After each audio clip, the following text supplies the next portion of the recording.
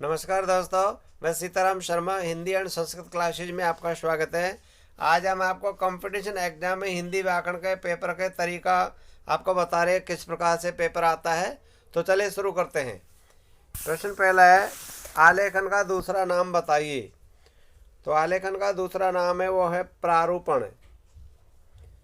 प्रश्न दूसरा है, उत्तम आलेखन वही माना जाता है जिसकी भाषा संक्षिप्त होती है, वो आलेखन का सही तरीका माना जाता है। प्रश्न तीसरा है, इनमें से कौन सा कार्यालय पत्र व्यवहार का प्रचलित रूप है। तो इसका उत्तर है पृष्ठांकन, क्योंकि शोक पत्र होता है, आपत्ति पत्र होता है और विदाद पत्र होता है, ये कभी भी नहीं आते विषाद पत्र, जबकि जो पृष्ठांकन होता है वो कार्यालय का पत्र होता है। प्रश्न चौथा है, डिस्क्रिशनरी पावर के लिए हिंदी पारिभाषिक शब्द कौन सा है। तो इसका उत्तर है, इसका बोलता है विवेकाधिकार।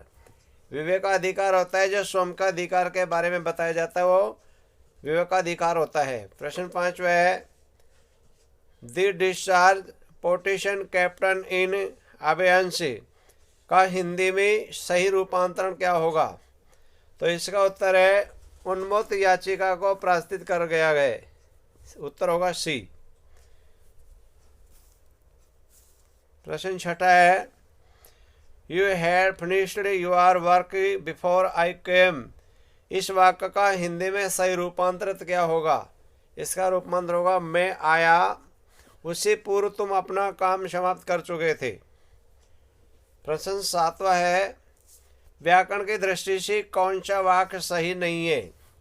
तो व्याकरण की दृष्टि से यहाँ पर देखो, आज युवा पीढ़ी के भीतर असंतोष बढ़ रहा है, यह बिल्कुल सही है। आज भी अधिकतर लोग ईश्वर पर विश्वास करते हैं, तो ये वाला जो है वो बिल्कुल सही नहीं है। हमें वरिष्ठ नागरिकों का ध्यान रखना चाहिए, महिलाओं को समाज में उचित स्थान मिलना चाहिए, बिल्कुल सही है, क्योंकि आज भी अधिकतर लोग ईश्वर पर विश्वास रखते हैं। ईश्वर पर थोड़ी, आज भी अधिकतर लोग ईश्वर में विश्वास रखते हैं, इसको इस प्रकार से लिखा जाता है। प्रश्न आठवां है, व्याकरण की दृष्टि से कौन सा वाक्य शुद्ध है। तो व्याकरण की दृष्टि से मेरी कक्षा में भी छात्र उपस्थित थे, ये बिल्कुल शुद्ध है। प्रश्न नवा है, व्याकरण की दृष्टि से कौन सा वाक्य शुद्ध है। ए में है, सब लोग अपने अपनी राय दे, बिल्कुल शुद्ध है। किसी को गाली देना ठीक नहीं है, बिल्कुल शुद्ध है। पकड़ी जाने पर वह औरत रोने लगी, यह बिल्कुल गलत है। सभा में अनेक लोग आए थे, बिल्कुल शुद्ध है। प्रश्न 10वां है, आज बहुत पानी गिरा वाक्य है। तो इसमें है साधारण वाक्य है। जो साधारण वाक्य होता है दोस्तों, वहाँ पर किसी प्रकार के अव्यय शब्दों का प्रयोग नहीं किया जाता। मिश्र वाक्य होता है, उसमें हमेशा हमको बहुत सारे अव्यय शब्दों का प्रयोग किया जाता है। तो इससे सबसे सरल तरीका ये होता है कि संयुक्त वाक्य वहाँ पर होता है, लेकिन, किंतु, परंतु और अथवा, इसलिए ये शब्द कहीं पर भी आ जाता है, संयुक्त वाक्य कर दीजिए। इनके अलावा जो भी शब्द अव्यय होते हैं वो मिश्र वाक्य में कर दीजिए, और साधारण वाक्य होता है वहाँ पर किसी प्रकार के अव्यय शब्दों का प्रयोग नहीं किया जाता। प्रश्न 11वां है, निम्न में से मिश्र वाक्य का चयन कीजिए। तो यहाँ पर है, रोहन आम खा रहा है, ये मिश्र वाक्य नहीं है, वह पंडित है किंतु हठी है। ये भी संयुक्त वाक्य, आकाश में बादल गरजते हैं, ये सरल वाक्य है। वह कौन सा व्यक्ति है जिसने महात्मा गांधी का नाम सुना है, ये वाला हो गया डी। प्रश्न 12वां है, जब तक वह घर पहुंचा तब तक उसके पिताजी जा चुके थे, वाक्य कौन सा है। तो इसमें हो जाएगा सी, ये मिश्र वाक्य है, क्योंकि अभी आपको पहले बताया था कि लेकिन, किंतु, परंतु और अथवा, इसलिए ये कहीं पर भी आ जाते हैं, वहाँ हमेशा संयुक्त वाक्य कर दीजिए। प्रश्न 13वां है, अध्यापक ने कक्षा में गणित की परीक्षा ली, वाक्य है वो कौन सा है। तो ये वाला वाक्य वो कर्मवाच्य, क्योंकि यहाँ पर यानी कर्ता के माध्यम से, यानी कर्ता कौन है, अध्यापक हो गया, उसने किसकी परीक्षा ली, गणित की परीक्षा ली, तो इसमें कर्म का प्रयोग हो गया। अगर इसमें होता अध्यापक ने कक्षा में ली, तो ये हो जाता है भाववाच्य। तो ऐसे इस प्रकार से कर्तवाच्य होता है, उसमें किसी प्रकार के कोई कारक के चिन्हों का प्रयोग नहीं किया जाता। प्रश्न 14वां है, मोहन से पढ़ा नहीं जाता, यह वाक्य है। ये वाला वाक्य वो भाववाच्य है, क्योंकि भाववाच्य में कभी भी कर्म नहीं होता, तो मोहन से पढ़ा नहीं जाता, इसके बारे में जानकारी नहीं मिल रही है। जबकि कर्मा चौथा उसमें कर्म के बारे में जानकारी मिल जाती है। जैसे अभी अभी जो ऊपर वाला प्रश्न था कि अध्यापक के द्वारा कौन सी परीक्षा ली गई थी, तो यहाँ पर था गणित की परीक्षा ली गई थी। ऐसे इस प्रकार से प्रयोग किया जाता है। प्रश्न 15 है, निम्नलिखित में से कौन सा वाक्य अकर्मक क्रिया का है? तो यहाँ पर अकर्मक क्रिया का हो जाता है रमेश ने सुरेश का पुस्तक दिया, सकर्मक क्रिया का है। माली पेड़ों को पानी दे रहा है, ये भी सकर्मक क्रिया है। वीणा सामान लाती है, भी सकर्मक है। जबकि बच्चा जोर से रोया, इसमें अकर्मक क्रिया है, क्योंकि इसमें कर्म पर प्रभाव नहीं पड़ रहा है। प्रश्न 16 है, जो कहने सुनने में लज्जापूर्ण या घिनौना हो उसे क्या कहते हैं? तो उसे कहते हैं अश्लील। प्रश्न 17 है, जिसे इंद्रियों से अनुभव नहीं किया जा सके उसे क्या कहते हैं? तो इसका हो जाता है अतीन्द्रिय। प्रश्न 18 है, क्षुधा क्षुधा शब्द युग्म का सही अर्थभेद है? तो इसमें हो जाएगा क्षुधा का अर्थ होता है अमृत, जबकि क्षुधा का अर्थ होता है भूख, तो अमृत और भूख हो गया। प्रश्न 19 है, इनमें से किस शब्द युग्म का अर्थभेद सही है? तो यहाँ पर आ जाता है वसन का अर्थ होता है व्यसन, वस्त्र, और व्यसन होगा बुरी आदत। तो सी वाला है वो बिल्कुल सही है, क्योंकि वसन का अर्थ होता है वस्त्र, जबकि व्यसन होता है वो होता है बुरी आदत। प्रश्न 20 है, अजर अजीर शब्द युग्म का सही अर्थ है? तो अजर का अर्थ होता है देवता और अजीर का अर्थ होता है आंगन। प्रश्न 21 है, किस क्रमांक का शब्द तद्भव है? जितने भी जो हिंदी भाषा के शब्द होते हैं वो होते हैं तद्भव, और संस्कृत भाषा के शब्द होते हैं वो होते हैं तत्सम। तो इस वाले में जो केला शब्द है वो हो गया तद्भव शब्द हो गया। प्रश्न 22 है, दो या दो से अधिक शब्दों अथवा शब्दांशों के मेल से बने शब्द कहलाते हैं? तो ये हो जाता है यौगिक होता है। यौगिक शब्द वे होता है जो दो शब्द जैसे आ जाता है, मान लीजिए घुड़सवार, तो इसमें दो शब्द है, ऐसे इस प्रकार से, तो यानी दो शब्दों से मिलकर के बनते हैं वो होते हैं यौगिक शब्द, जैसे रेलगाड़ी। प्रश्न 23 है, इनमें से कौन सा शब्द विख्यात का विलोम है? तो विख्यात का विलोम हो जाता है ख्यात। ख्यात का अर्थ होता है जानकार, जाना, और विख्यात यानी बहुत ज़्यादा प्रसिद्ध है। यहाँ पर प्रश्न 24 है, इनमें से किस विकल्प के शब्द परस्पर विलोम है? तो यहाँ पर एक का विलोम होता है अनेक, जबकि मान और सम्मान एक ही बात होते हैं, पूत सपूत में एक बात है, तो जय विजय ये भी एक ही बात होती है, जबकि ये एक का होता है अनेक। प्रश्न 25 है, हथेली का आंवला मुहावरे का सही अर्थ है? तो इसका होता है निसंदेह बात, यानी हथेली का आंवला मुहावरे का सही अर्थ होता है निसंदेह बात, यानी इसमें किसी प्रकार की कोई संदेह नहीं की जाती, वो होता है निसंदेह बात। प्रश्न 26 है, निम्नलिखित मुहावरों को नीचे दिए गए विकल्पों उचित में से विकल्प द्वारा पूरा करें। आकाश पाताल एक कर देना, तो अपने आप उत्तर निकल गया, एक कर देना। प्रश्न 27 है, खीचर शब्द का पर्यायवाची निम्न में से कौन सा है? तो खीचर शब्द का हो जाता है खग, खग का अर्थ होता है पक्षी, तो खेचर भी होता है पक्षी। प्रश्न 28 है, इनमें से ब्रह्मा का पर्यायवाची शब्द कौन सा है? तो ब्रह्मा का पर्यायवाची शब्द है विरंची, विरंची होता है ब्रह्मा। प्रश्न 29 है, अशुद्ध शब्द छांटिए। तो जो अशुद्ध शब्द है वो होता है, यानी ये वाला अशुद्ध है ज्योत्सना, क्योंकि हमेशा ध्यान दीजिए ये बहुत बार कंपटीशन एग्जाम में आता रहता है। ज्योत्सना को ऐसे लिखा जाता है, आधा तय और आधा से का प्रयोग किया जाता है, वो ज्योत्सना होता है, ये हमेशा ध्यान देना है। प्रश्न 30 है, सही वर्तने वाला शब्द कौन सा है?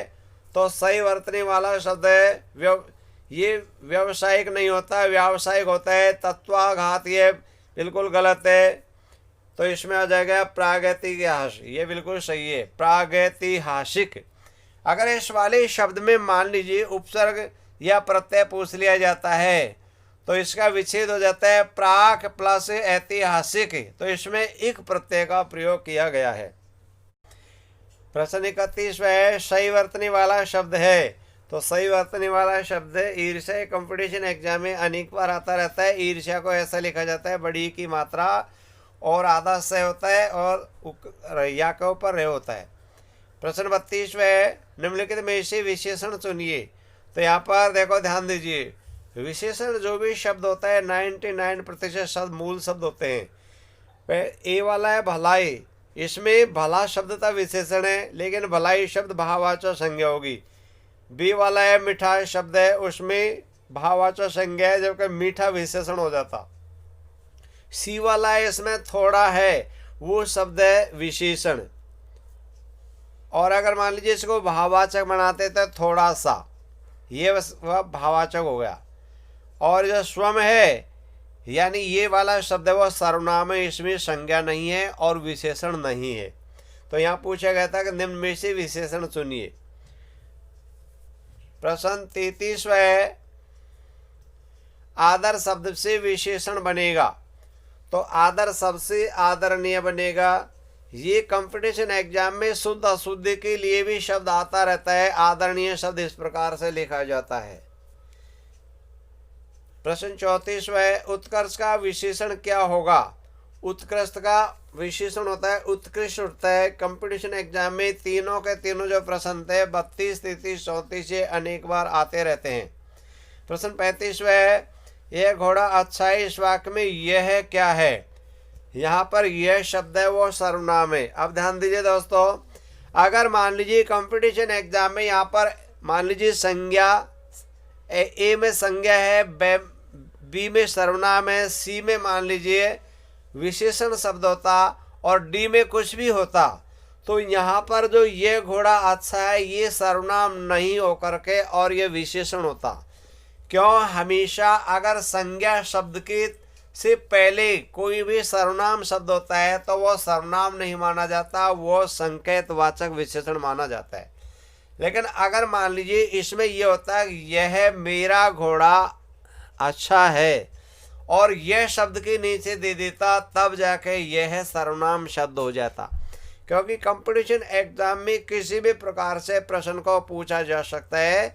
इसमें ए बी सी डी इसमें विशेषण शब्द दिया नहीं था, इस कारण से यहाँ पर इसका उत्तर सर्वनाम हो गया है। तो ऐसी छोटी छोटी बात होते हैं, उनको आपको याद रखना है। प्रश्न 36 है संज्ञा के स्थान पर प्रयुक्त होने वाली शब्दों को क्या कहते हैं। उन्हें कहते हैं सर्वनाम। प्रश्न 37 है निम्न में से कौन सा शब्द सर्वनाम नहीं है। तो यहाँ पर उस ये सर्वनाम है, मैं सर्वनाम है, तुम सर्वनाम है, लेकिन सड़क शब्द है वो संज्ञा है। संज्ञा भी कौन सी है, ये जातिवाचक संज्ञा है।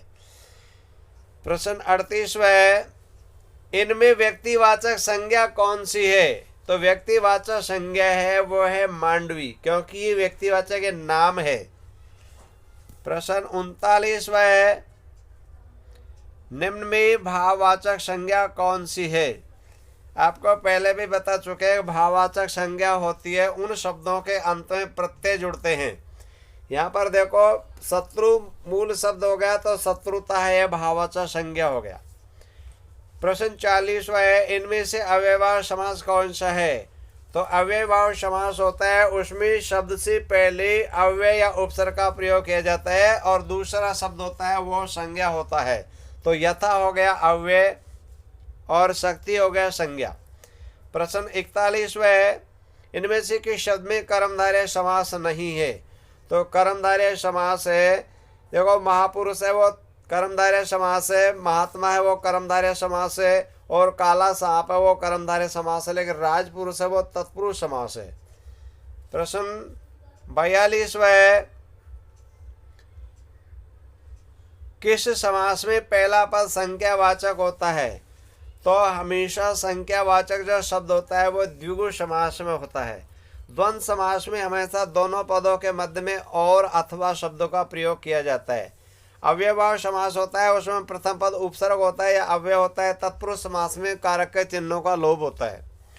प्रश्न 43 है गणेश में संधि है। तो गणेश में गुण संधि है, हमेशा ध्यान दीजिए कहीं पर भी एक ही मात्रा ओ की मात्रा और अर की ध्वनियों गुण संधि होती है और दीर्घ संधि होते हैं आ बड़ी ई बड़ा हो के मात्रा में दीर्घ संधि होते हैं। व्यंजन जो होती है वहाँ हमेशा हलंत का प्रयोग होता है। प्रश्न 44वां, गंगोदक में कौन सी संधि है? तो गंगोदक में गुण संधि है क्योंकि ओ की मात्रा आ गई। अगर गणेश का विच्छेद किया जाए उसका विच्छेद हो जाता है गण प्लस ईश, और गंगोदक का हो जाएगा गंगा प्लस उदकम। तो यहाँ पर यानी गुण संधि का प्रयोग किया गया है। प्रश्न 45वां है, अभी उपसर्ग किस अर्थ में प्रयुक्त होता है? तो अभी उपसर्ग होता है वो सामने, पास और विशेष के रूप में हमेशा होता है। प्रश्न 46वां है, किस क्रम में नि उपसर्ग नहीं है? तो यहाँ पर आ जाता है निबंध में नि उपसर्ग है, नियम में नि उपसर्ग है और निवास में नि उपसर्ग है, लेकिन निर्बल में निरुपसर्ग है। नि और छोटा रे यानी रे के हलंत। इस प्रकार से प्रश्न 47वां है, लचीला में प्रत्यय कौन सा है? तो यहाँ पर हो जाएगा लच, तो हो गया लच, लचकीला में प्रत्यय कौन सा है? तो इसमें हो जाएगा लचक प्लस ईला। तो यहाँ पर हो जाएगा लचक मूल शब्द होगा, ईला होगा प्रत्यय। प्रश्न 48वां है, जो धातु या शब्द के अंत में जोड़ा जाता है उसे क्या कहते हैं? तो जो धातु और शब्द के अंत में जोड़ा जाता है उसे हमेशा कहते हैं प्रत्यय। प्रश्न 49 है, साधु शब्द का बहुवचन रूप क्या होगा? तो यहाँ पर साधु ये नहीं होता है, साधु ये नहीं होता है, साधु शब्द है वो ये भी नहीं होगा क्योंकि इसमें बड़ा ऊ की मात्रा का प्रयोग कर दिया गया। तो इनमें से कोई नहीं है, तो इसका शुद्ध रूप होता है साधु। जो लिखा हुआ प्रश्न में वो ही इसका उत्तर होगा। प्रश्न 50वां है, किस क्रम में कर्ता कारक नहीं है? तो यहाँ पर कर्ता कारक है वो सुरेश ने सूरज को बुलाया, इसमें कर्ता कारक नहीं, क्योंकि सचिन क्रिकेट खेल रहा है, सचिन करता है, बिजली चमक रही है, तो यहाँ पर भी संजय व्यायाम करता है, तो यहाँ पर भी तो किस क्रम में कर्ता कारक नहीं है। तो सुरेश ने सूरज को बुलाया, ध्यान दीजिए, यानी कहीं पर भी जब प्रेरणार्थक क्रिया होती है, कर्ता किसी कार्य को स्वयं नहीं करता, दूसरे के माध्यम से करवाया जाता है, तो वो हमेशा कर्ता कारक नहीं कहलाया जाता है। दोस्तों, अगर आपको यह वीडियो अच्छी लगी तो आप इसे लाइक करें तथा आप हमारे YouTube चैनल को सब्सक्राइब करें ताकि अगली वीडियो का नोटिफिकेशन आपको मिल सके।